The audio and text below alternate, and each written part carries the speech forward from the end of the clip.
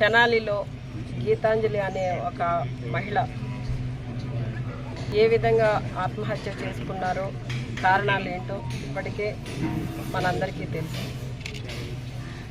ఆవిడ ముందు రోజు ఆత్మహత్య చేసుకోవడానికి ముందు రోజు అక్కడ ఎమ్మెల్యే గారు ఏర్పాటు చేసిన ప్రోగ్రాంలో అటెండ్ అయ్యి ఆవిడ రిజిస్టర్ అయిన పట్టాన్ని తీసుకుని మీడియాకు ఎవరికో వీడియో ఒకటి బయటకు వచ్చింది. ఏమని ఆవిడ చాలా సంతోషంగా నాకు జగనన్న వల్ల జగనన్న ప్రభుత్వంలో మంచి జరిగింది, నాకు సొంత ఇల్లు అనేది వచ్చింది, నా బిడ్డలను చదివించుకోవడానికి అమ్మఒడి ఇచ్చారు అని ఆ అమ్మాయి చెప్పింది.